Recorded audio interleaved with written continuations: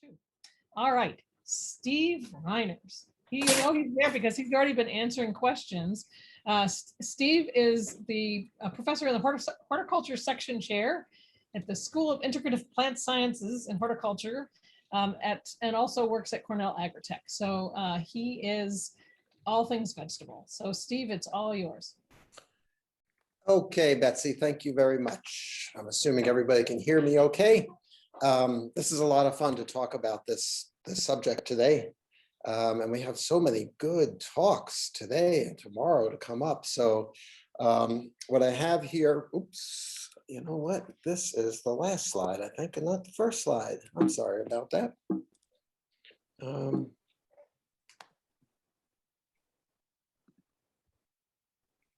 Sorry about this.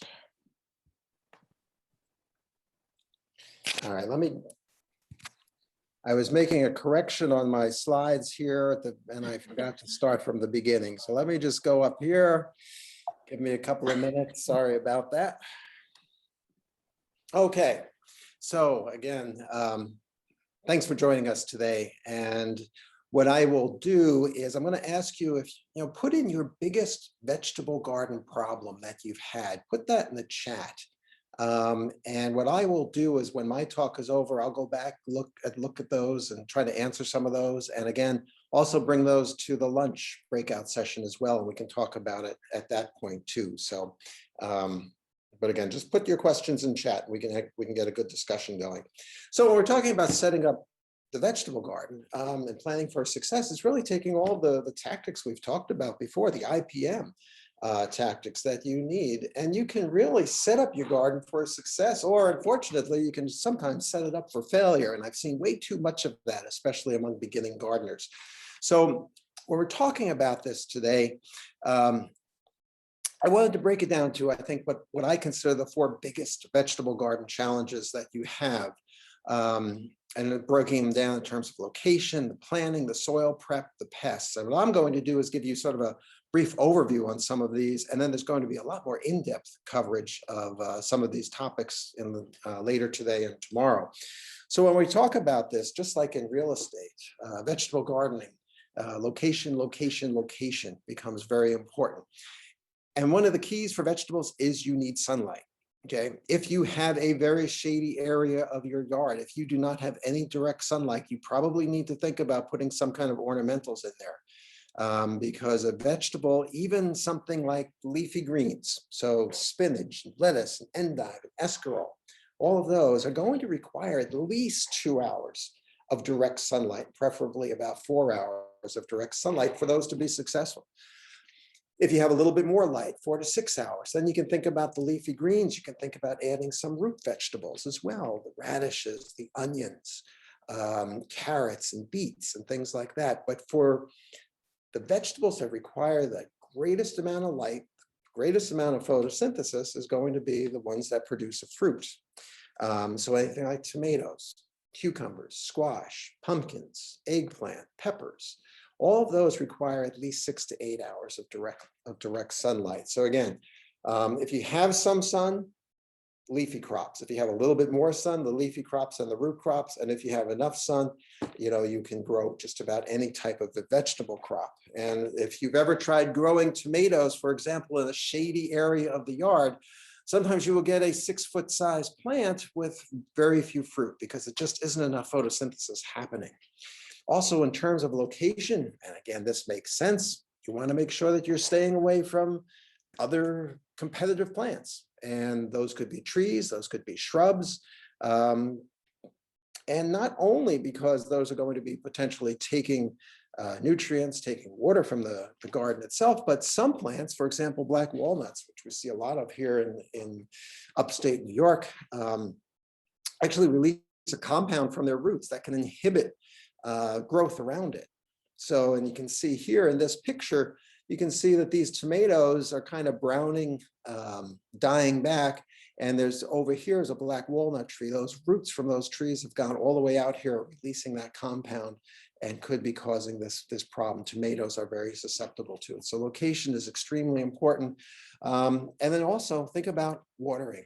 you want to be near a water source, because you may think it's going to be very easy for you to just sort of, fill a couple of buckets and water the garden. And maybe when you're first starting out and you've just got a couple of beds that you've just seeded, that will work. But when you come home after a hard day at work and it's 87 degrees and a high humidity, and your house or apartment is air conditioned, you really don't want to be going out there and doing it. So again, you want to make sure that making water as easy as possible to get that irrigation out to your garden. Best thing to do, the easiest thing to do, would be to have it set up so either all you have to do is turn a spigot to turn the water on, or have it set up on a timer and go on and water that. So again, you can eliminate a lot of problems that way by just thinking about the location.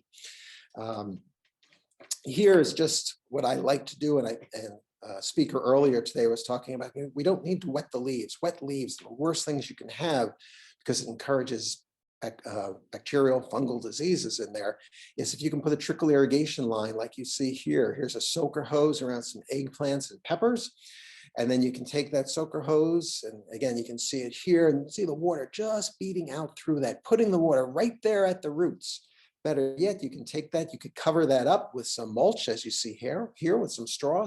And now you've got a perfect situation out there. You're delivering the irrigation right to the roots itself. You're keeping the foliage dry. You're lessening diseases. So again, just by some proper planning there can really help a lot with that. A big problem I see is in planning. And you see this very often with beginning gardeners, where they think, well, I just went out and I bought some tomato plants. I want to put them in the garden. And I bought 6 plants. That's what came in the pack. And I really should plant them all. So they put the tomato plants out there and they put them really close together. They're almost touching soon after they're planting. And you don't want to do that. You want to make sure you're following the guidelines in terms of give those things the proper space, because if you don't, they're going to compete with each other. They're going to give you a poor yield. There's going to be poor air circulation out there, which means the leaves will stay wetter, and that's going to be perfect for any kind of diseases that might be coming along as well. Planting also means planting at the right time. So for example, with vegetable crops, we have crops that could thrive in the cool weather. There are crops now that you could be planting in your garden. Here it is late April. So you could have been planting peas and spinach 3 or 4 weeks ago. Okay, they're cool season crops. Other crops that I've got listed here, things like lettuce, cole crops, cabbage, broccoli, kale, a lot of the root crops. Actually, some of these can grow right through the summer and they'll be fine, but most of these are going to prefer cooler temperatures that you'll have either in the spring of the year or in the fall of the year. Okay, and again, some of these do not do great during the heat of the summer. So plan accordingly.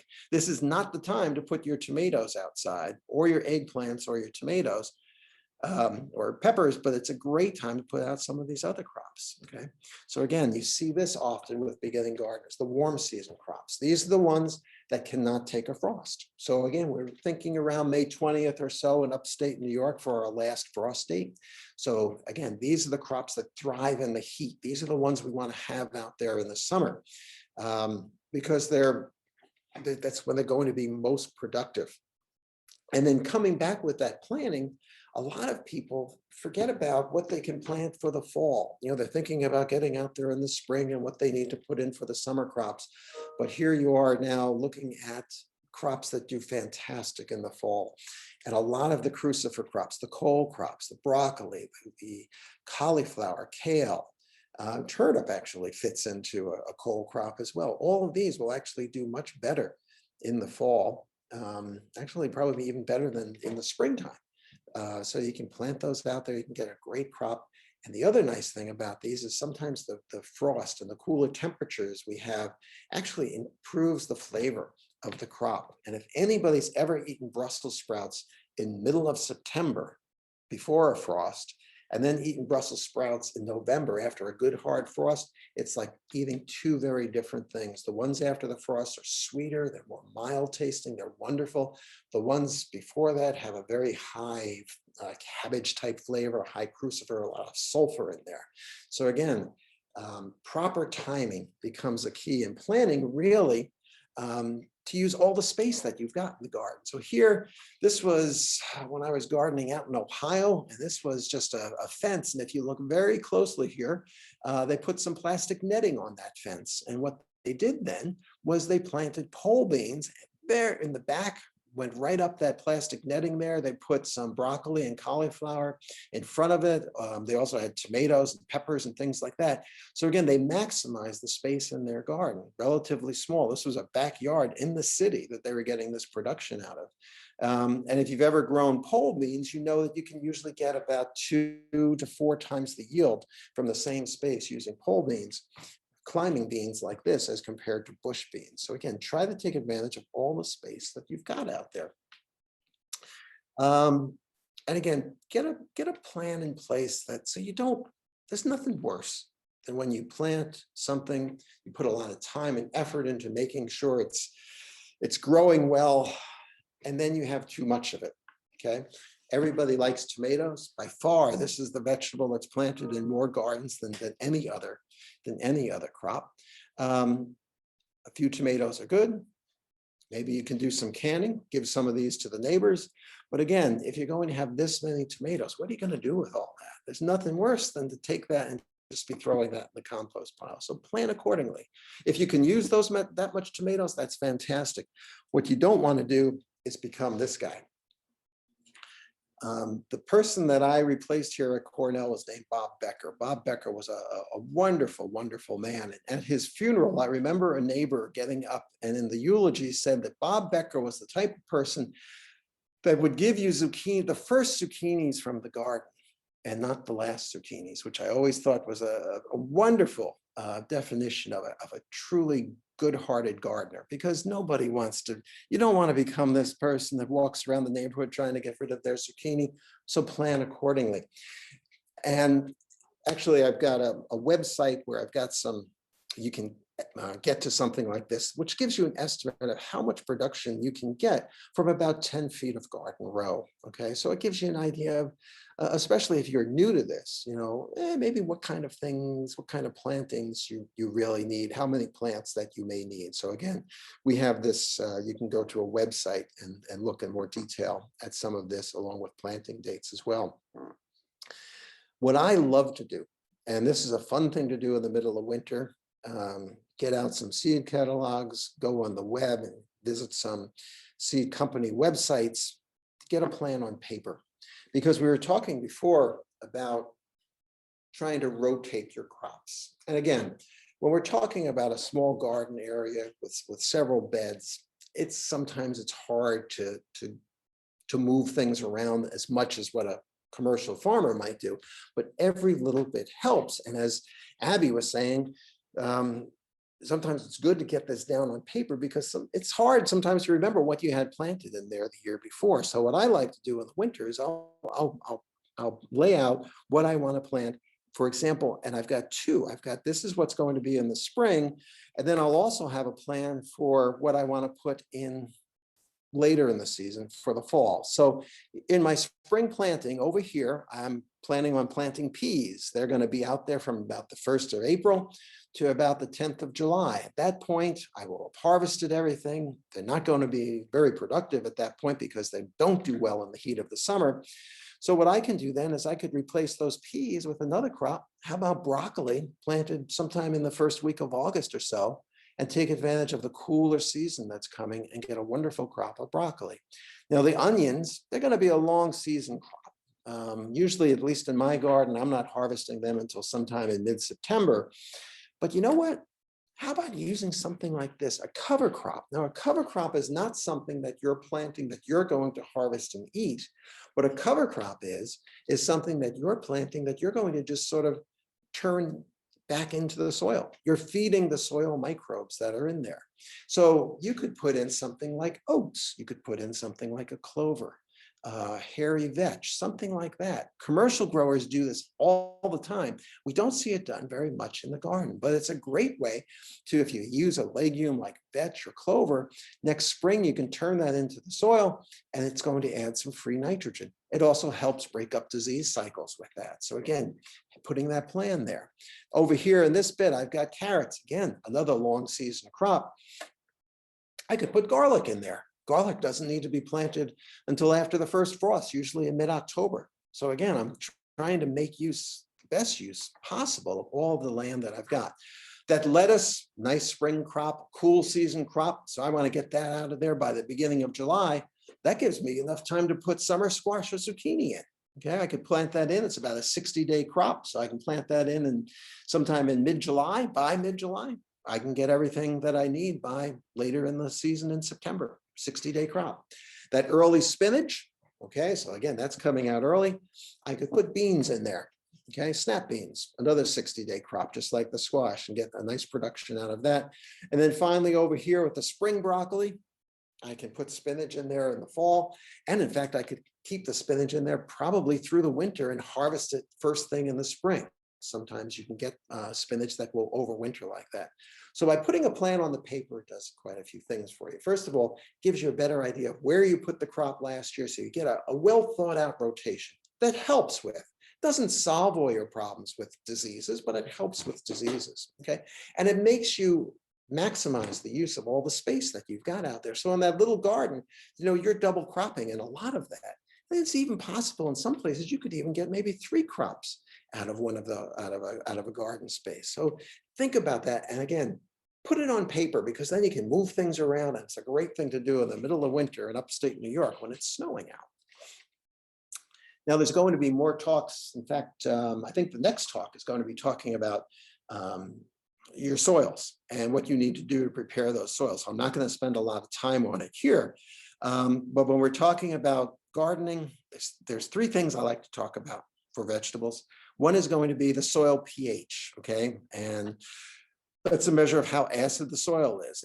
If it's more acid, we typically put limestone on. If it's more alkaline, we might put sulfur on the soil. But again, probably best to get, if you know nothing else about your garden, I always say at least know what your soil pH is, because it's easy to correct, to put it in the right level of around 6.5, just slightly acid. The organic matter serves a couple of purposes. First of all, it feeds the soil microbes. It also helps feed the plants. It's a form of fertilizer that you have. It helps build up the carbon in the soil. That's always a good thing that we want to have. And if you've got access to a half-inch layer of compost or well-rotted manure that you could put out in the spring and work that into the soil, you probably don't even have to worry too much about the fertilizers, because a lot of that good, rich compost would actually feed the plants. But again, crops do need nutrients. And again, the crop is going to pick up the nutrients from the soil. There's 12 nutrients that are being picked up from the soil itself by the plants. And again, you could use organic sources of those. Again, compost, rotted manures, fish emulsion, seaweeds, there's soil, there's rock phosphate, green sand, all of those things, or conventional fertilizers. Again, this would not be allowed in a certified organic situation, but in a garden, you can mix organic fertilizers, you can mix conventional. So things like the Miracle-Gro, potassium chloride, superphosphate, all of those. Okay, so again, the things you want to make sure your soil pH is where it should be, add as much organic matter as you can, and again, think about feeding the crops. And again, there's going to be more on that later today. As you prepare the soil, the one word of warning I like to do is minimize the tillage that you're doing. So we all love to see this beautiful rototiller. Look how nice that soil looks here as the person's rototilling the soil. The problem with the rototiller is if it's overused, it really starts destroying the soil structure. It will start burning off the soil organic matter. And a best example of that, I think, about 15 years ago, we had a postdoc here at the experiment station in Geneva, and he had the most beautiful looking plots, because about every 2 weeks he'd go out with a rototiller and he'd make sure that there wasn't a single weed growing out there. The soil was fluffy, it looked pretty, but again, he destroyed the soil structure, he destroyed the soil organic matter, and it took us about 3 years of actually just cover cropping and putting organic matter back in the soil to recover what he did. So a rototiller is fine, but I'd only use maybe once a year, maybe to prepare the soil in the spring, maybe to knock things down in the fall, but don't overuse it. The best tillage is the least amount of tillage that you're doing. So again, if you're using raised beds, using permaculture, permanent beds, after a while, you don't need this sort of type of tillage, but just sort of working it over with a fork. Sometimes just even hoeing it can get the soil ready for it. So again, just be careful when using the rototiller, especially during the season. It can really destroy the soil structure. There's going to be more on compost. Again, this is wonderful. If you've got a garden, you want to think about having a compost pile out there. And I'm not going to spend too much time on that because we'll have more on that from Adam later this morning on that. But again, sometimes they look pretty. This is a nice 3-bin compost that I like because it allows you to sort of take the materials that haven't broken down and put that over here to get to the materials that have broken down. There's some plastic things, there's turners that you can buy, and then you can also just pile it up like this. But again, there's going to be more on that today. But again, having that compost pile is just a wonderful thing, wonderful addition to your garden. We worry about pests.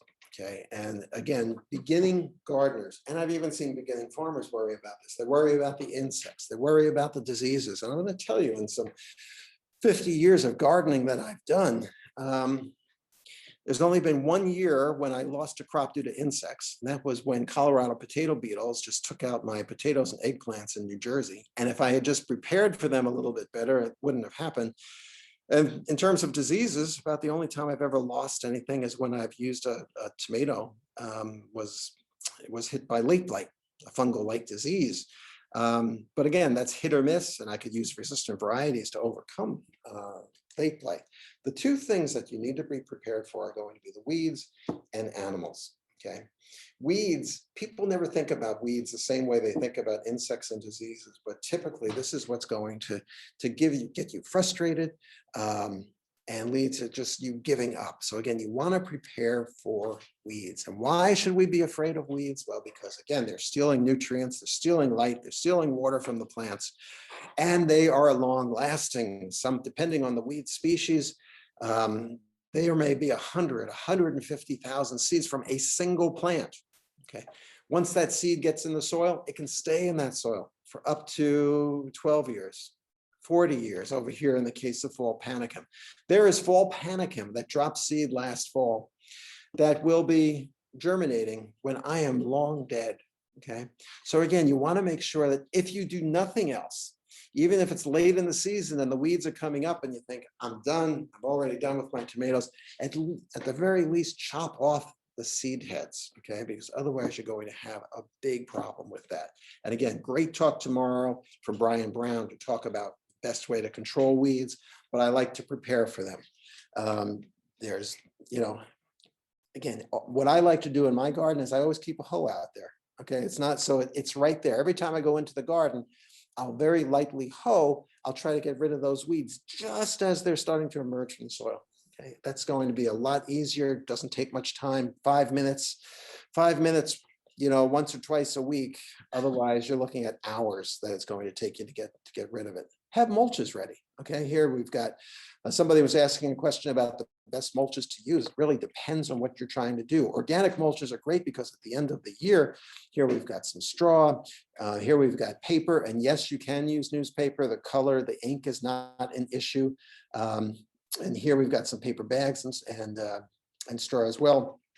And again, with that, it's just going to be controlling the weeds. And then over here, we've got some plastic mulches. A black plastic mulch would be just fine. The thing you might want to look for is there are some really good biodegradable plastic mulches that are being used now. So with the biodegradable plastics, you don't need to pick them up as you would with the regular plastic and landfill them.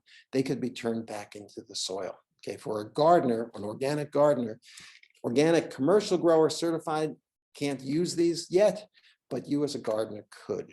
Okay, so again, get that mulch down. And then in terms of the animal pests that you've got, there are some things that you can do. There are some sprays that may require you to spray more often, especially after a rain or something like that, but they can be helpful. But really the best prevention for any animal damage is going to be some kind of fencing to go around the garden. Having a dog around can help as well, just the smell of that.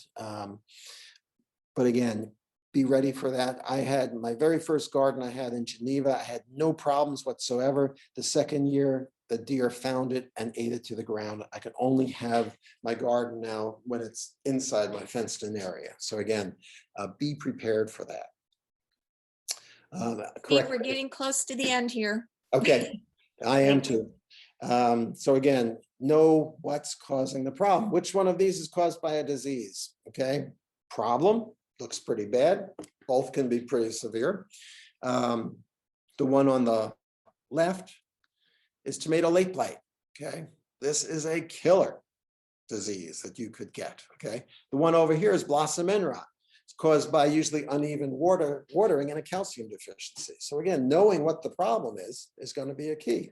Now, my good friend Chris Smart, who's a plant pathologist, says there's 3 things that are going to reduce disease on your plants.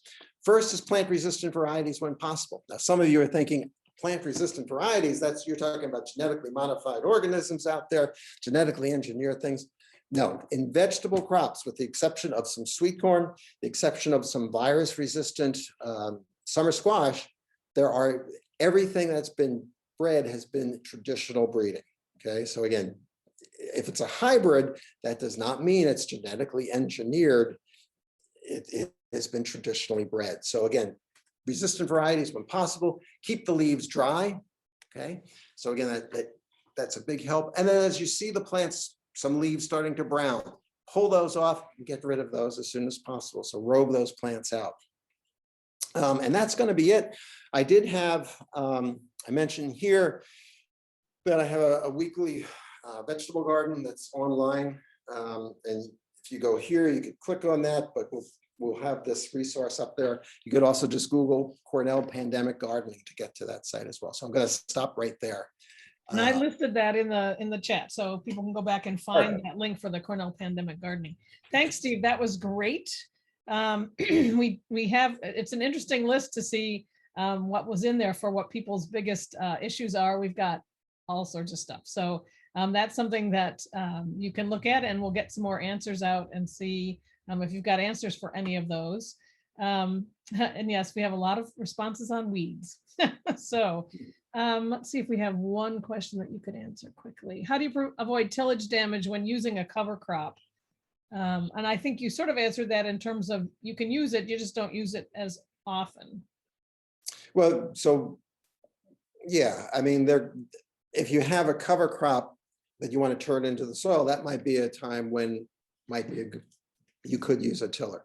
The other thing you could do is run a mower over it, chop it up, and then you could just turn it over with a shovel and work it into the ground that way. Okay, so it sort of depends on what you've got for a cover crop.